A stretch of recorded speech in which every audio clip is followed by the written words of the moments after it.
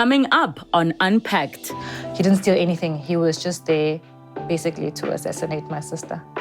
But she told me about this and I know who did this. I couldn't even talk because to me, my mom is gone.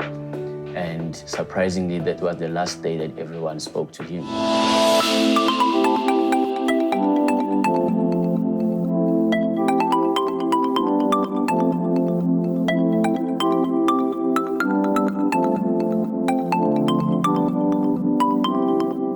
What do you do when your loved one dies under mysterious, unexplained circumstances? Today's guests explain their stories. Let's unpack. It was an ordinary Monday afternoon when Retshedisitswe Morake lost her sister Rethabile. Affectionately known as Mpe, a wife and mother of 2 girls, had gone to town to do her hair, just like she always had. Little did she or her family know of the fatal events that would transpire. Simunye Church Boy Sikhakhane unique brand of comedic videos centered on the Christian church has made him a hit on social media. Not only is his material hilarious, but it is also relatable content that is born from his own personal experiences. He, however, hardly shares one aspect of his journey: the sudden passing of his younger brother Siyabonga in 2015. These are their stories. Let's unpack. Joining me in studio today, Retshedisitswe. Thank you so much for chatting to us. Thank you, Lebo.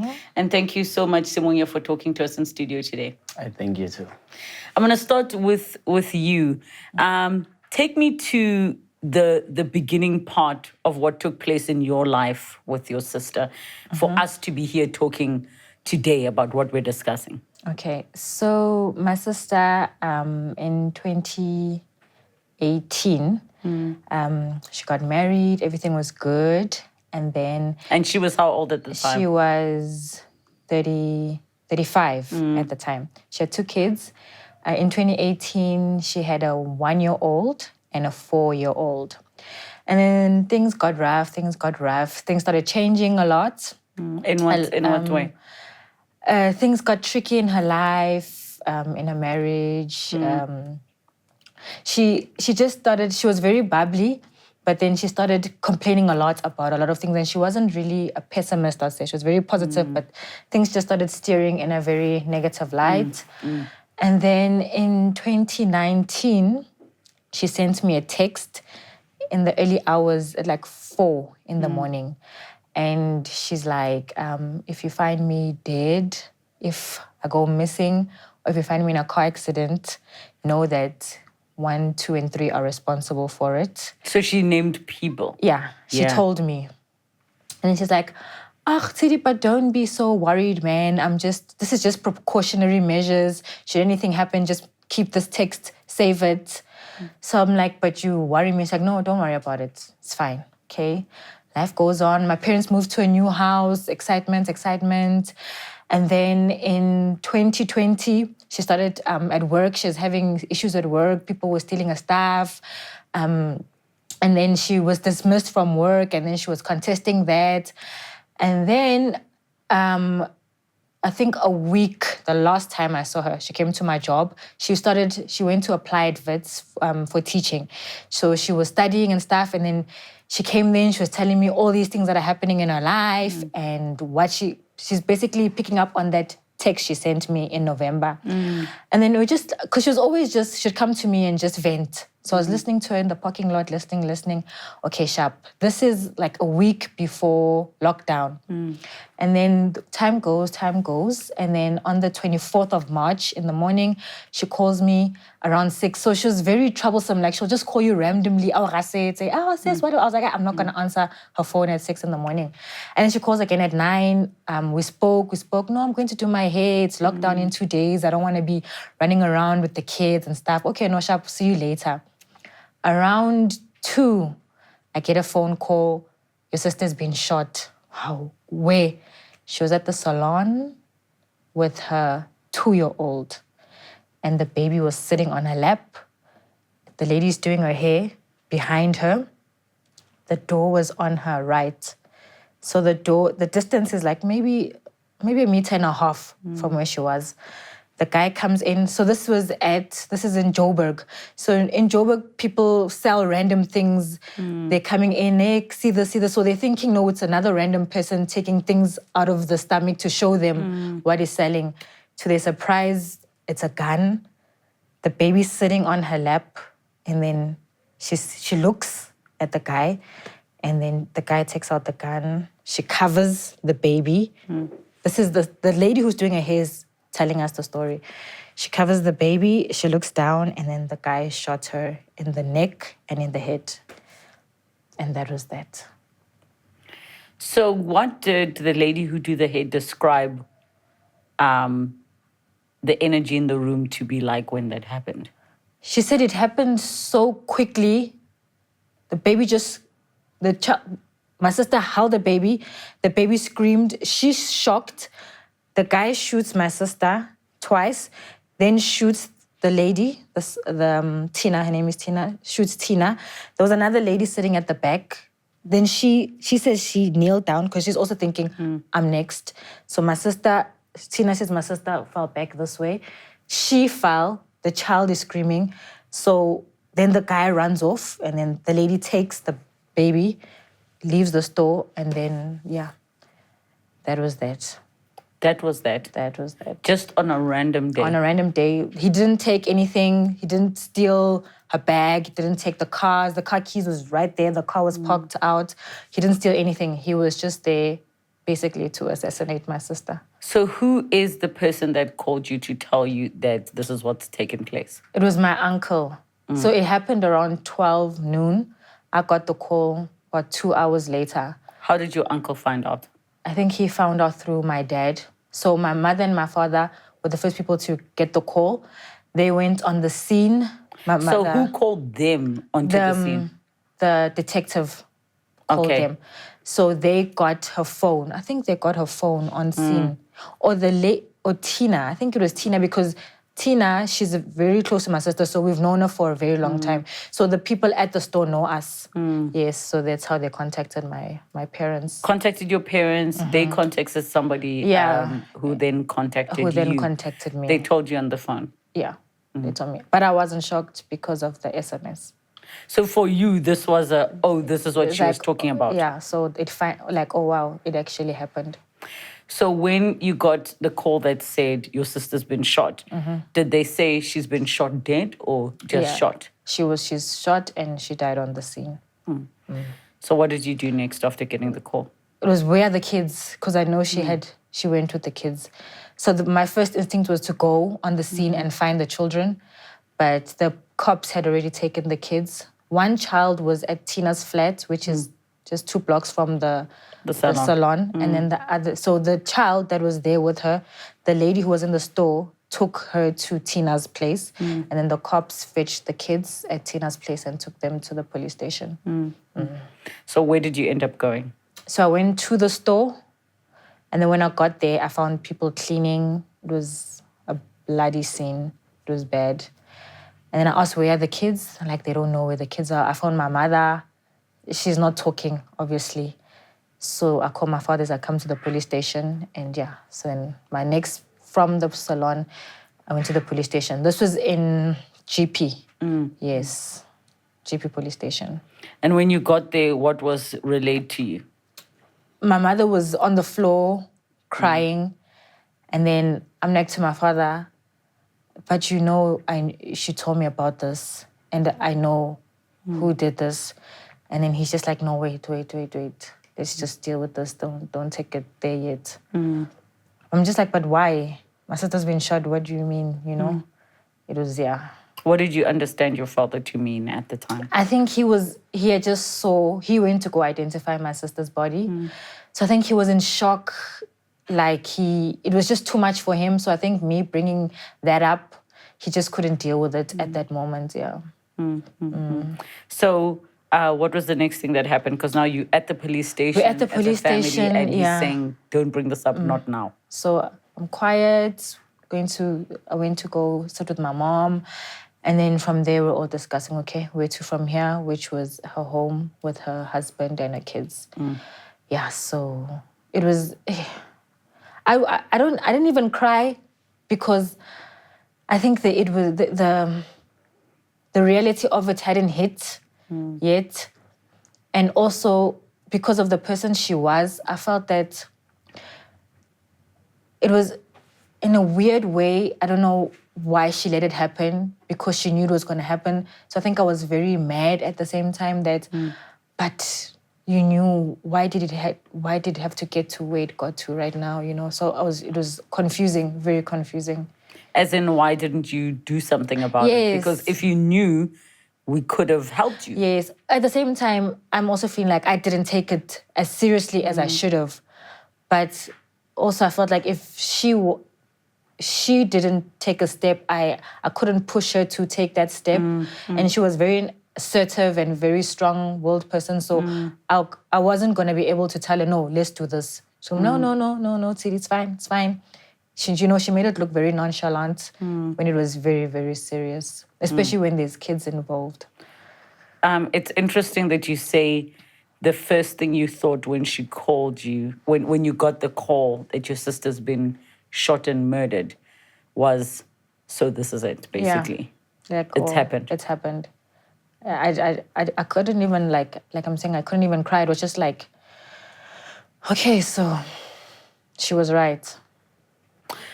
Simunye, on your side, tell us the build-up to the event that brought you to be talking to me today. Yeah, we're talking about my younger brother. We were just a year apart. He was 21 in 2015. And what had happened was, so this event took place on a Monday, the 2nd of March. But the previous Saturday, we had spoken because I was already staying in Johannesburg and he was in Durban. So I was coming down to Durban to a church service. I attended that church service and I was speaking to him, planning to meet on a Sunday because I was invited to preach somewhere else. So I said to him, we're going to meet in the morning and then we're going to travel to Pietermaritzburg, and my mom as well.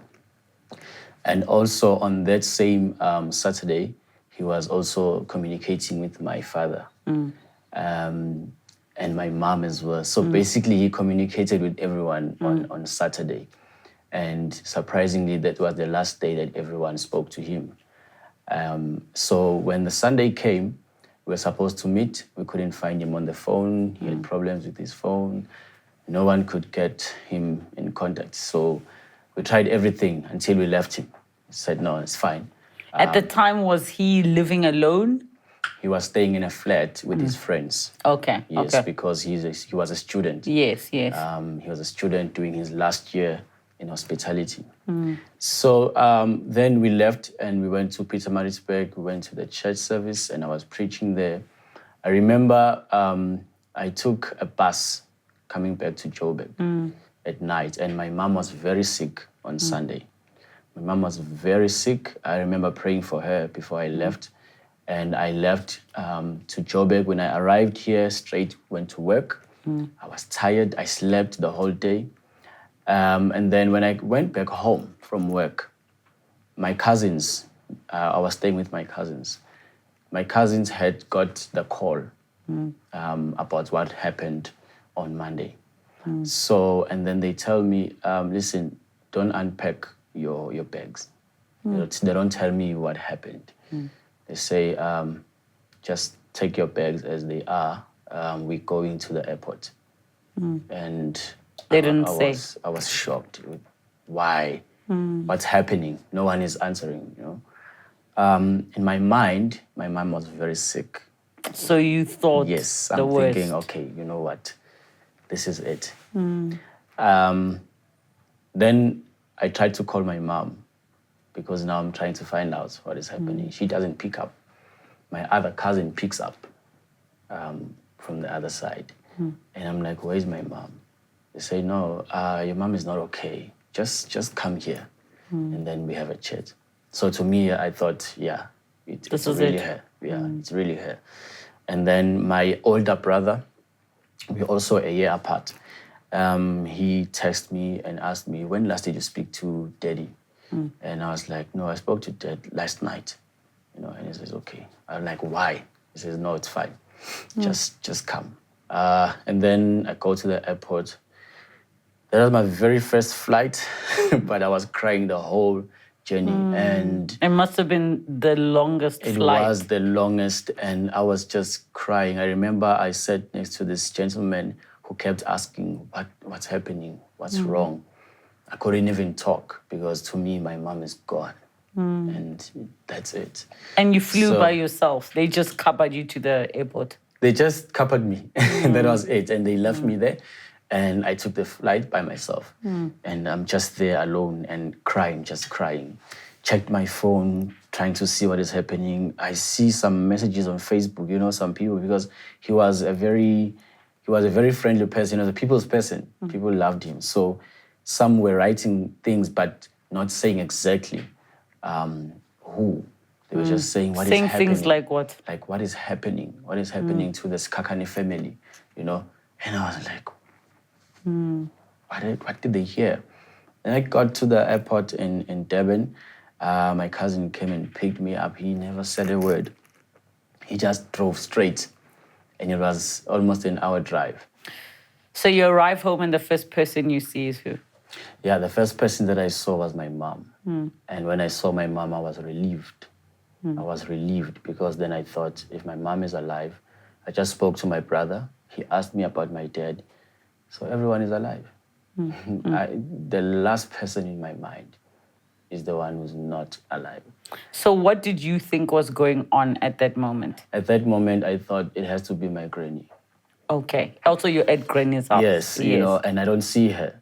Yes. So I'm like, okay, it has to be granny, but why would my cousins not come as well? Why am I the only one here?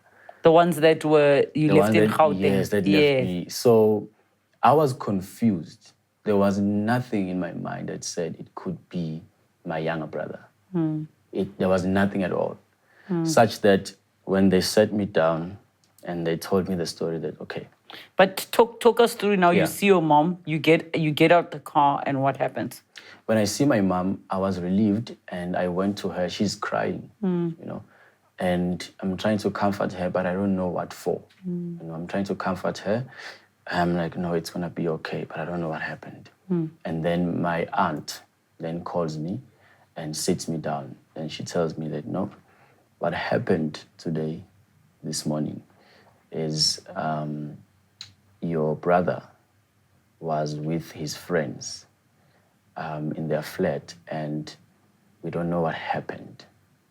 But we got a call from the police telling us that he fell from the 6th floor. And he fell with his friend. So, but his friend is alive. He's alive, but he's also in a very bad condition. But your brother, he died on the spot. He didn't make it. I remember saying to her, no, you're confusing the two. My brother is the one who is alive. Maybe his friend is the one who's gone. It can't be, you know. And I said, no, your dad is at the mortuary to confirm. And we're also waiting for him to come back. So I was sitting there, not crying, just confused. And I was still saying, no, guys, I don't believe this story. I don't believe it. Until they came back and they told me. The first person that I saw when they came back was my older brother. You know, his face when So he had gone with your dad? with my dad. Yeah. When he entered through the door, his face said everything. Yeah, said everything. And to this day, I've never cried so hard. We both cried and we hugged and we were on the floor. You know, it was just the most hectic day of my life. But now the problem is, even when we go to his friends, those who were there, trying to find out, because the next day we woke up and we went to the flat. We were asking, guys, what really happened here? One says, no, they were playing. They were playing outside with his friend, and he was falling. His friend was trying to catch him, and then he also fell with him. But then the other friend said, no, they were not playing. They were fighting. And through that fight, then my brother fell, and this friend was trying to catch him, and they both fell. So his friend was in a coma for 2 weeks, and then after that, he also passed away. And the sad thing is, we were hoping that he's going to survive and come and tell us what really happened, but then he also passed away. So we were left in the dark. To this day, we don't know what really happened on that day. So, Retshedisitswe, I mean, obviously, you know, that's such a traumatic event that took place at that time. And what makes it so complicated is the fact that your sister gave you some kind of direction. Now you found yourself at the police station and your dad is saying not now. So what were the events that followed? So we all then went to my sister's home where she stayed with her husband and the kids. And now everybody's been contacted.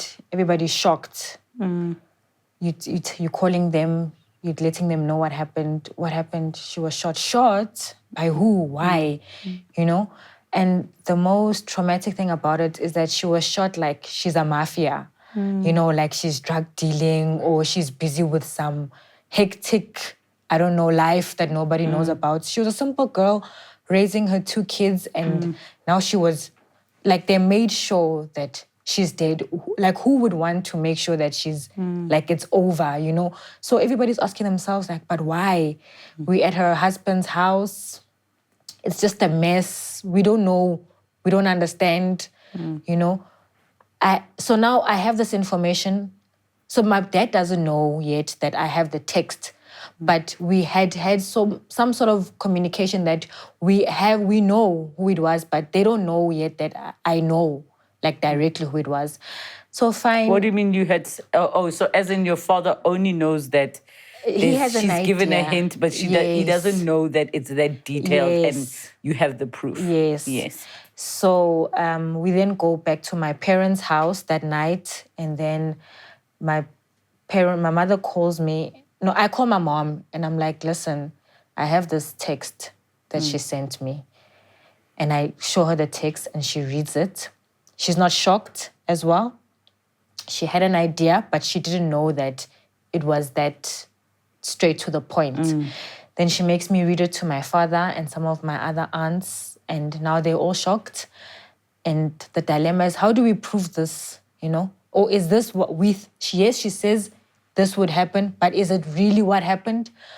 And are the names that she has mentioned people you know? Yes. So it was people you know. Yes. Is it people you know and like? It's people who are close. Close, yeah. People you would share a bed with, you know, people you would cook for in our home. Yes. So that's what made it extremely difficult, and we can't prove it. Now we're dealing with a murder case. The guy who shot my sister, everybody saw him. He was not covered. They saw how he ran out of the salon. Apparently there was a car parked on the corner. The car drove off. Right in front of the salon, there was a casino. The casino had cameras. But because it's 2 days before lockdown, by the time we went there, people are getting sick. The cops, the detective got sick. By the time we tried to get footage of the casino, it was like 14 days later. Apparently they recycle the footage. We can't get footage. Everything is moving slow, you know. So it's so frustrating, you know, dealing with, and it, like, you know, like, well, I feel like I know, but I can't prove it, and there's nothing I can do about it. When those people that were mentioned heard about the passing of your sister, did they come and offer their condolences to your family? Yeah, but it was cheap. Was it cheap because you know, or it was cheap in how they presented their apology? the presentation, the apology also was just sitting through it. There was no real apology. As in, I'm so sorry for your loss. I'm so sorry for your loss. Yes, No, the it was just, condolences, cooking. There's people in the house, so life goes on for them, I didn't see them crying. Till this day, like, it's so obvious. Also, there was animosity while she was still alive. And she was a fighter. Like, she did not take any nonsense. Like, she would speak her mind. And I think that caused a lot of tension. So even during the funeral, it was the same attitude they had while she was still alive. So, in knowing what you did at the time, or let me say suspected. Yes, suspected. At the time. Yes. Was there never a decision as a family that they're not welcome there until you know the truth? My father was so distraught, like he didn't want to fight. He didn't have it in him to fight. He just wanted to bury his daughter and just separate himself. So even till this day, like it's really changed him, because he was just like my sister, extremely, like, very aggressive, So, like, if we're gonna fight, we're gonna do it now. But now he's not about it. And he told me, like, no, we're not gonna do that. I remember the day we went to go identify her body. I'm like, to know, let's do this. Let's out these people. Let's tell them how we feel. And he's like, no. I don't want anything to happen. I just want to bury my daughter and be at peace. So, I had to respect his wishes. And he was like, I think the fact that he had to go identify her on the scene, he's like, at the funeral, and the funeral, it was a day after lockdown. He had to speak there. Like, I think there was like 20 of us. The trauma, I mean, nobody knew anything about no lockdown. There's 20 people. And he's like, he's seeing my daughter laying on the ground like she was a cow that was slaughtered is traumatic. After that, he was hospitalized for a good 4 weeks. I think the hospital is Life, where they deal with psychological issues. He was distraught. So I think him not wanting, I think he didn't want to fight fire with fire. He wanted to accept what was. And that was that with those people. So when you presented the police with this, what did they conclude with the investigation? So the investigation is still ongoing. So it's a conspiracy, basically, because we don't have any evidence, anything factual, concrete. So it's still ongoing. What does your gut tell you happened? The people that she said did it, I know they did it. Why did they do it? I think it was based on the fact that they were telling her to do specific things and she did not want to do that. And she was fighting tooth and nail. And I think she was in between something to do with money. And her not listening to them was hindering the way, however, they were wanting to move. Because she was telling me all these things like for a year prior to her death. So it's like almost every day when she called, she would give me updates. So everything that she told me that led to her death makes sense. Why they were under pressure at that time. And for you, you are firmly of the belief that the people she named are the ones that are responsible? Definitely. Are you going to wait in your heart for the case to be concluded to get the confirmation, or you've decided it's definitely them? I don't have to. I think the case will just confirm already what I know. I think it would really be a shock if it was anybody else, because she was very vocal about every single thing that happened in her life. If she felt a specific way, she'll say, this person did it today, or no, I'm not going to do this. Yesterday I was fighting with these people at work. She would tell me almost everything. Maybe there are parts that she didn't tell me about her life, but because she was so vocal, she had so many friends, and all her friends are saying the exact same things that she told me. Yeah. You know, so that confirms it, because I didn't have interactions with her friends like that.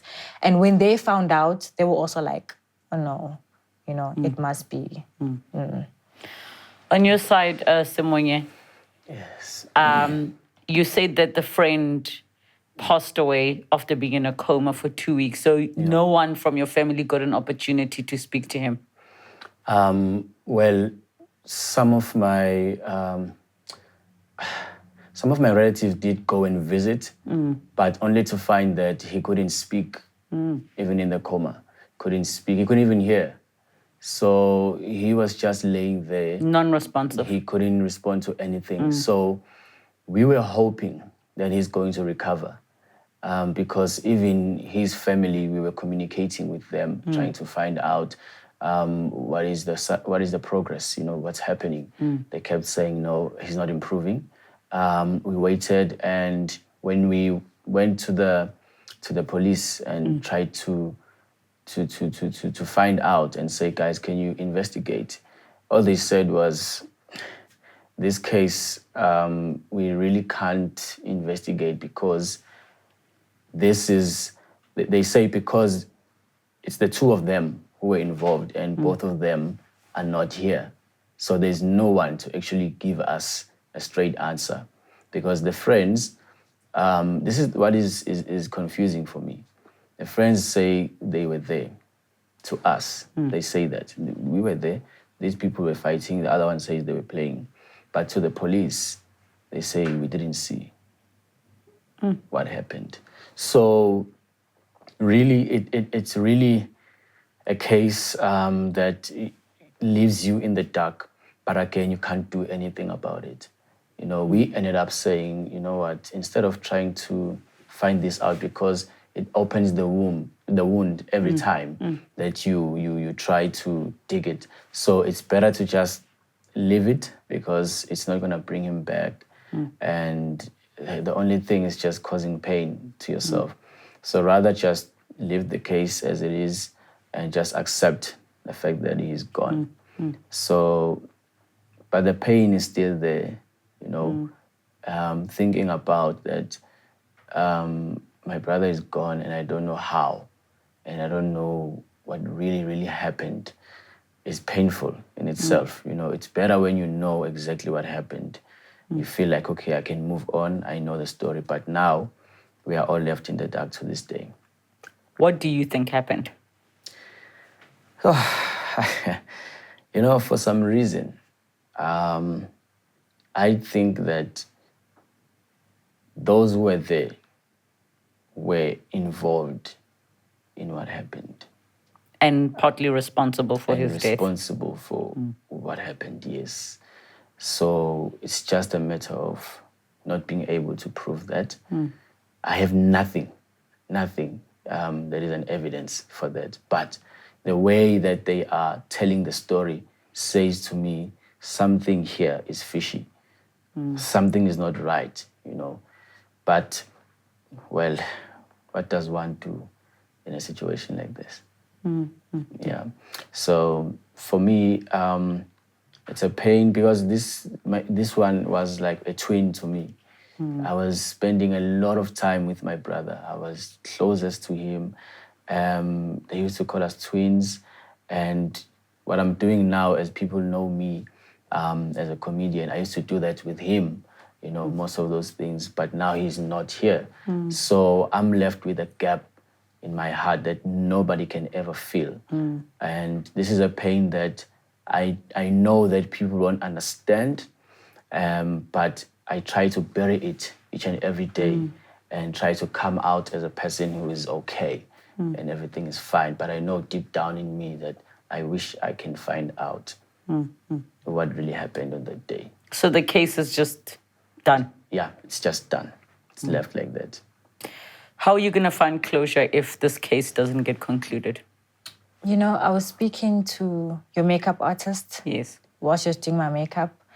And I think she really counseled me in that session, you know.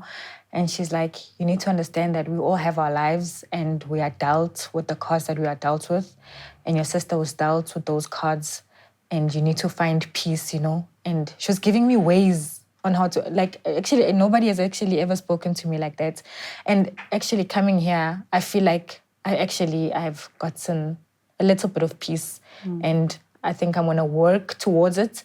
Whether the case gets solved or not, there's 2 little girls involved that we have to raise, and we have to be not just strong, but like you ask peace. I have to be peaceful from within myself. So I think I got some strategies today on how to start building that peace from within me. Yeah. And from your side, how will you find closure without ever getting the answers? I mean, to be honest, it's been years, living with this, and for me, it's God, and it's me believing that my brother is in a better place, and by that belief, it leaves me with some comfort to say, at least wherever he is, I know it's a good place, he's resting, and that's all I have. And for that, I thank God, because everything happens for a reason, and God knows why and why at that time. So with that, I do find comfort, not really closure, but comfort. I think, of course, the difficulty is you might find the answers and you might not like them. You might find the answers and you might feel worse. And you might find the answers that you think you're looking for and wish you didn't know. What I hope for the both of you and for your families respectively is that no matter what happens, that justice is served where it needs to be, even if you don't get to be a witness to it. And that's what I wish for the both of you, and of course for all of your families to have peace. But there's so many of these types of stories where a person passes on under mysterious circumstances and you just don't know why. And the search for answers is valid. I hope no one ever takes that away from you, that you can still spend the last breath on earth wanting to know what happened. But I hope within that search, you find the peace that the both of you and your families deserve to have. Thank you, Lebo. So thank you so much for coming to share your stories and just being so open with your pain and your hurt, and deepest condolences to the both of you and your families. Thank you so much. Thank you. Thank you for the opportunity as well. Thank you so much. It really is not easy in these types of situations where we're talking about loss, grief, but now to grieve in a situation where you don't have answers. Maybe today we need to take an opportunity to ponder on closure and what it is exactly we're looking for when we're searching for closure. Some of you at home right now are watching, thinking about somebody that you wish you could have closure for, getting the answers as to the why, as to the who. My wish for you today is not necessarily that you get the answers you are looking for, but that you find the peace and the strength to get up and continue living and at least honoring your loved ones the best way you can and just celebrating their lives and not necessarily continuing to mourn their deaths alone. And of course, I would like us to dedicate this episode to the lives of those that have been lost, but we do not have the answers today. #Unpacked with Relebogile. Share all your stories with us. Thank you so much for joining us. Good night. Next time on Unpacked. Kids are innocent. We don't see color. I also like to believe that I am biracial. How a person identifies is more important than how we box them based on how they look.